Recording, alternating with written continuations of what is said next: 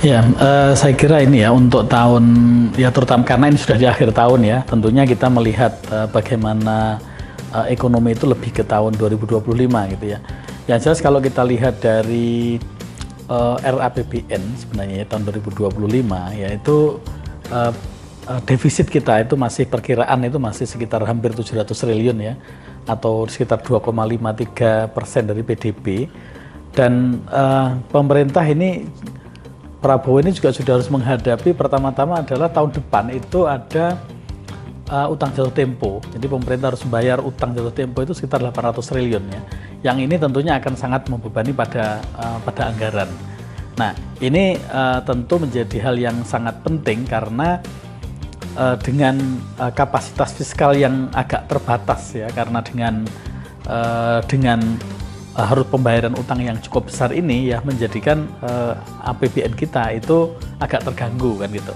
Nah, ini tentunya juga berdampak pada bahwa ke depan ya ini untuk anggaran untuk mendorong perekonomian itu begitu juga agak terbatas kan. Sementara kalau kita lihat di dalam beberapa tahun ini sebenarnya ekonomi kita itu sangat didorong oleh APBN kita gitu ya, yang kemudian infrastruktur ya banyak dibangun ya, yang meskipun itu hanya sebagian adalah dari utang, tetapi itu bisa cukup menggerakkan ekonomi sehingga kalau kita lihat saat ini ekonomi cukup baik gitu ya. Kemudian yang kedua, kita juga diuntungkan oleh sebenarnya komoditas, bahwa ekspor kita sebagian besar adalah komoditas dan ketegangan yang di dunia ini ya, di global ini ternyata juga berdampak pada di satu sisi juga cukup menguntungkan posisi kita, karena kita lihat misalnya harga-harga komoditas itu sangat tinggi ya. Kita lihat dulu di beberapa tahun ini harga batu bara ya, harga emas ya, kemudian harga nikel dan sebagainya cukup tinggi, dan ini kemarin itu cukup terbantu. Nah, bagaimana ke depan? Lah ini kelihatannya sekarang ini sudah ada mulai tren penurunan gitu. Kalau kita lihat meskipun harga emas misalnya masih cukup tinggi, tapi harga komoditas sudah mulai turun. Kita lihat misalnya batu bara yang sempat di 300-an dolar, sekarang sudah di 150-an dolar, dan ini tentunya juga cukup berat juga buat ekonomi kita kalau harga-harga komoditas ini turun nanti di tahun depan gitu. Itu gambaran ekonomi makronya gitu. Nah, bagaimana dengan Indonesia? Kita lihat misalnya di tahun 2025 yang jelas itu kan bahwa tekanan kita cukup besar. Misalnya di tahun 2025 ini PPN akan naik ya. Jadi PPN akan naik 1/11 ya, berarti dari 11% menjadi 12% ya. Ini cukup besar. Ini juga pastinya akan memicu juga kenaikan harga barang-barang, dan tentunya juga berdampak pada inflasi gitu ya, pada inflasi karena meskipun secara hitungan basis point itu hanya 1%, tapi hakikatnya kan sebenarnya adalah 1/11 ya. Jadi itu bisa lebih dari sekitar 10% lah kira-kira kenaikannya. Nah, ini juga akan berdampak pada pada barang-barang konsumsi, di mana Indonesia ini kalau dari sisi PDB kita, kalau dari sisi penggunaan itu kan yang terbesar itu kan konsumsi. Nah, ketika konsumsi barang-barang nanti itu naik ya, ini juga akan berdampak pada perekonomian, dan multipliernya juga saya kira juga banyak gitu. Ditambah dengan kapasitas APBN yang agak terbatas ya, memaksa pemerintah akan mengurangi beberapa subsidi. Misalnya nanti saya yakin ya subsidi minyak akan dikurangi misalnya ya, sehingga kemudian nanti harga minyak harga BBM kita mungkin akan naik di tahun 2025, mengingat saat ini aja harganya sudah 86 dolar per barrel ya, yang ini juga pastinya nanti akan direspon oleh pemerintah gitu.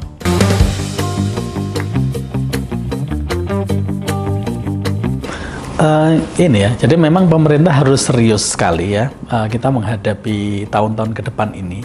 Gejala deindustrialisasi ini harus segera dihentikan gitu. Saat ini kan ada gejala deindustrialisasi di mana banyak industri itu tidak memproduksi, tapi seperti Maklon saja ya, memesan barang misalnya keluar ke Cina, kemudian dengan merek industri di sini, lalu dijual di sini.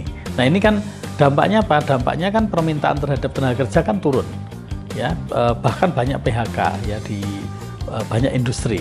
Dan ini tentunya nanti rentetannya juga banyak karena pendapatan masyarakat akan turun ya, dan kemudian ini juga tidak baik bagi perekonomian ya. Karena itu menurut saya harus ada satu kebijakan yang sangat penting gitu ya dari pemerintah gitu, bagaimana memberikan kemudahan-kemudahan investasi ya, industri, dan juga menghilangkan high cost ekonomi yang selama ini harus kita akui. Satu misalnya, kita itu cost of fund usaha di Indonesia itu sangat besar ya. Karena apa? Karena bunga kredit kita itu sangat tinggi. Kalau kita bandingkan misalnya dengan di Singapura, dengan bahkan dengan Vietnam, dengan Thailand, itu tingkat bunga kredit kita itu hampir cukup tinggi gitu. Sehingga ini menjadikan industri kita itu menjadi kurang efisien ya, dan ini berdampak tidak baik pada persaingan industri kita itu dengan barang-barang impor ya. Jadi ini harus ada kebijakan penting ya oleh pemerintah di sini, sehingga pemerintah bisa bisa membuka lapangan kerja yang seperti yang dijanjikan oleh calon presiden terpilih kita ya, bahwa di tahun depan ini akan membuka lapangan kerja yang sangat besar ya untuk mewadahi tenaga kerja produktif kita. Dan kita di tahun 2025 sampai 2035 ini akan mengalami puncak usia produktif ya gitu ya. Ini adalah bonus demografi kita. Jadi ini kalau tidak betul-betul dimanfaatkan ya, ini nanti justru malah menjadi beban gitu. Ini yang saya kira harus dilakukan oleh pemerintah.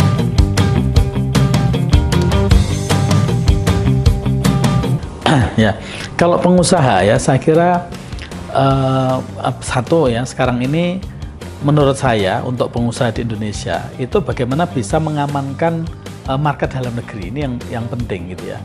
Jadi ini juga pemerintah harus juga membantu bahwa bagaimana Indonesia dengan jumlah penduduk yang sangat besar ini kan sebenarnya kan market yang besar.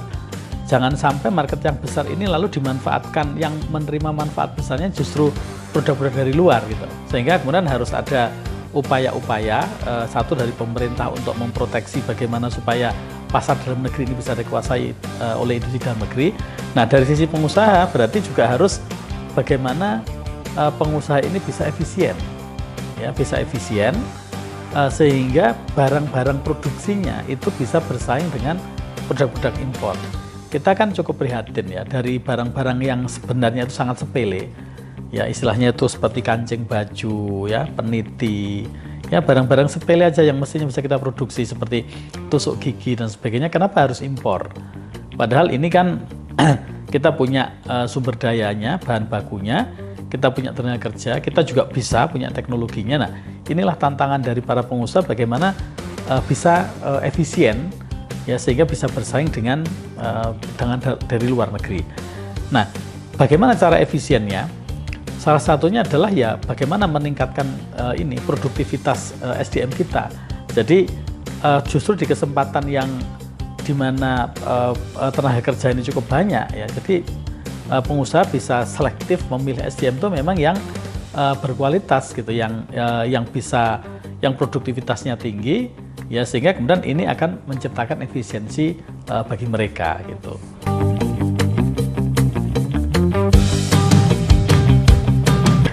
Saya kira kalau soal utang ya, jadi kalau utang ini kalau kita lihat dari postur APBN kita itu kan pemerintah itu tidak mungkin tidak utang ya, karena kalau kita lihat nanti misalnya perkiraan ini ya, kalau kita lihat di asumsi APBN kita di RAPBN 2025 kan pendapatan pemerintah itu kan perkiraan kalau dari pajak cukai itu kan sekitar 2.400, ditambah pendapatan lain-lain 500 kan sekitar 2.990-an triliun, sementara APBN kita itu nanti sudah 3.600-an triliun gitu, sehingga kekurangannya sekitar 600 sekian triliun itu pasti dari utang kan. Ini dari sisi ini. Nah, karena itu sebenarnya bukan persoalan utangnya, tapi sebenarnya adalah kebijakan ini ya, kebijakan yang tepat di dalam penggunaan anggaran APBN gitu. Artinya tidak harus menambah utang, tetapi APBN kita untuk sebesar-besarnya digunakan untuk bagaimana mendorong itu tadi, bagaimana mendorong pertumbuhan perekonomian ya, kemudian bagaimana memfasilitasi usaha-usaha ya, jadi industri ya maupun usaha kecil menengah itu supaya mereka itu bisa meningkatkan produktivitas dan efisiensi sehingga bisa bersaing dengan produk-produk dari luar gitu. Jadi tidak harus menambah utang, tetapi bagaimana APBN itu sedapat mungkin digunakan betul-betul untuk memang sesuatu yang akan merangsang pada pertumbuhan ekonomi.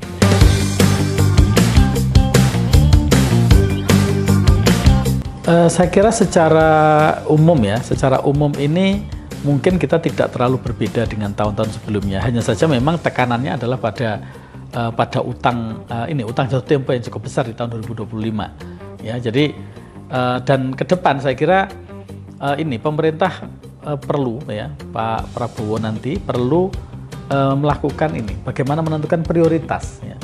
Jadi prioritas mana sih sebenarnya yang harus mendapatkan perhatian serius dari pemerintah yang multiplier efeknya itu besar gitu. Ya selama ini kan mungkin concern pemerintah itu masih kemana-mana.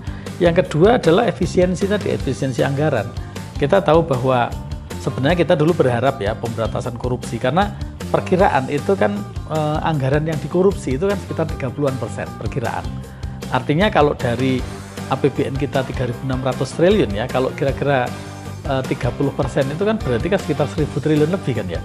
1.000 triliun itu kan artinya bisa jadi ini menguap gitu ya, yang sekitar 1.000 triliun. Nah ini juga Prabowo ya, jadi presiden terpilih nanti saya kira harus punya komitmen yang kuat gitu ya untuk pemberantasan korupsi sehingga kebocoran yang selama ini sangat besar ini bisa dihindari sehingga dampaknya terhadap pembangunan akan besar gitu. Ini yang tantangan saya kira ya buat presiden terpilih.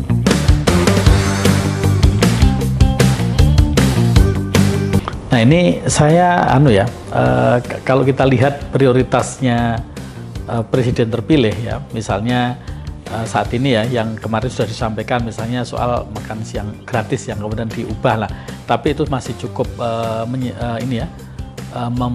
membutuhkan anggaran cukup besar ya sekitar 76 triliun.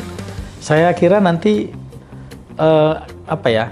pembangunan artinya kontribusi APBN terhadap proyek-proyek pembangunan terutama sekali misalnya untuk IKN itu tidak akan masif ya karena keterbatasan fiskal tadi di mana sekitar 3.600 triliun yang itu pun kan 900 triliun ini kan itu sebenarnya adalah transfer ke daerah ya, sehingga dan sebagian diantaranya juga untuk keperluan rutin kan gitu, sehingga anggaran untuk pembangunan sendiri itu sebenarnya kapasitasnya itu terbatas gitu, sehingga proyek-proyek yang membutuhkan biaya sangat besar saya kira tidak bisa mengandalkan kepada APBN gitu, tergantung apakah nanti pemerintahan baru nanti itu bisa meyakinkan kepada investor gitu kan untuk bisa membiayai proyek-proyek APBN sehingga tidak menggantungkan pada APBN gitu. Jadi saya kira kapasitas fiskal yang agak terbatas itu memaksa pemerintah ke depan ini tidak bisa memberikan dana yang besar gitu untuk mendorong proyek-proyek yang merupakan tinggalan dari pemerintahan Jokowi. Gitu.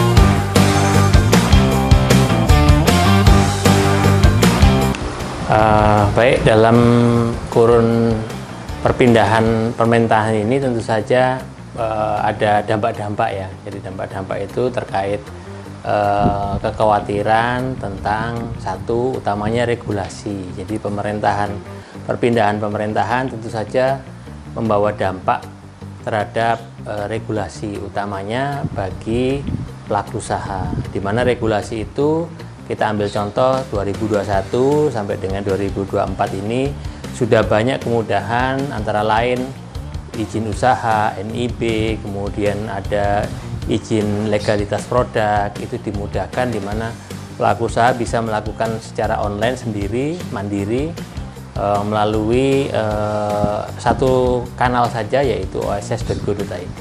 Nah, apakah itu kemudian nanti di pemerintahan berikutnya bisa berlanjut dengan bagus terkait dengan perubahan-perubahan yang terjadi di dalam pemerintahan yang baru.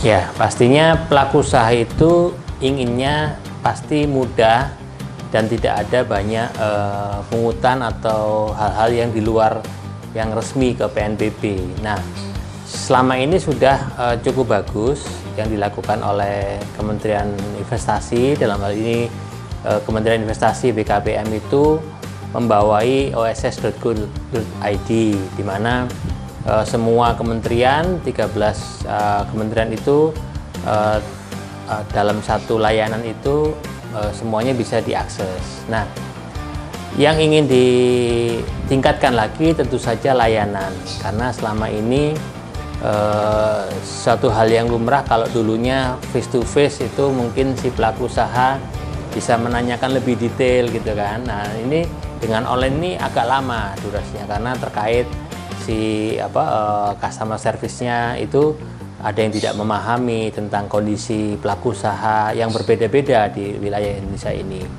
Yang kedua, tentu saja dalam hal percepatan, karena ada beberapa pelaku usaha yang kemudian melalui proses itu ada kendala dalam hal waktu. Ya, meskipun dilakukan secara online, kadang masih dibutuhkan beberapa accepted dari pihak-pihak terkait di dalam kementerian itu, dan itu membutuhkan waktu. Nah, logikanya dalam di atas kertas itu mereka menyampaikannya sih 12 hari kerja gitu ya, tapi sampai saat ini jarang terjadi, dan itu pasti lebih dari ketetapan yang sudah ditentukan. Ya, kita berharap ke depan pemerintahan yang baru itu bisa memberikan kepastian bahwa izin itu akan terbit sekian hari sesuai dengan yang ditetapkan dalam peraturan.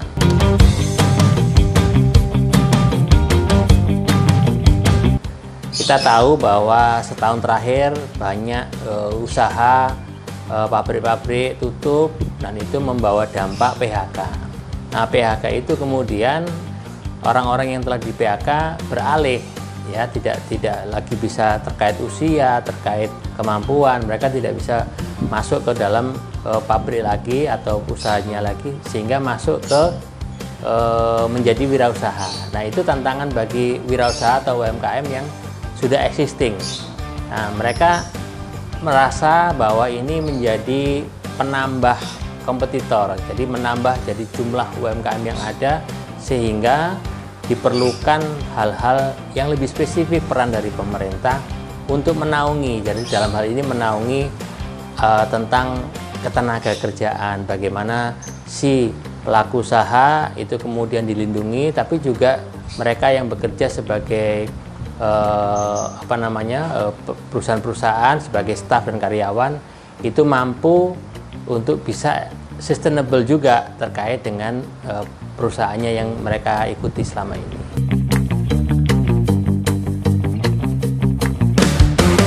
Ya, jadi tentu saja harapan utama dari pelaku usaha yang pertama pastinya kepastian tentang adanya usaha mereka. Karena dengan adanya usaha yang sudah mereka lakukan, kemudian diiringi dengan adanya tambahan regulasi, tambahan pengetatan dan sebagainya, itu menjadi dampak yang luar biasa. Yang kedua, efek dari masuknya produk-produk dari luar negeri, di mana import ini itu sangat masif untuk saat ini, yang berdampak kepada transaksi, kan, di mana pelanggan sekarang lebih memudahkan mereka, itu ada layanan-layanan yang layanan antar dan sebagainya, yang justru barang itu datangnya dari luar negeri gitu kan. Nah, bagaimana upaya pemerintah kemudian membantu pelaku usaha ini terlindungi dari produk-produk yang sejenis yang didatangkan dari luar negeri. Yang terakhir tentu saja harapannya adalah dari regulasi kepastian hukum tentang usaha mereka itu dapat menjadi trigger untuk peningkatan transaksi di tahun-tahun ke depan. Harapannya semoga pemerintahan yang baru bisa menstimulasi mereka dengan baik, tidak hanya diberi bantuan tapi diberi pemahaman, penelitian dan pelatihan yang bagus sehingga mereka meningkat secara bersama-sama.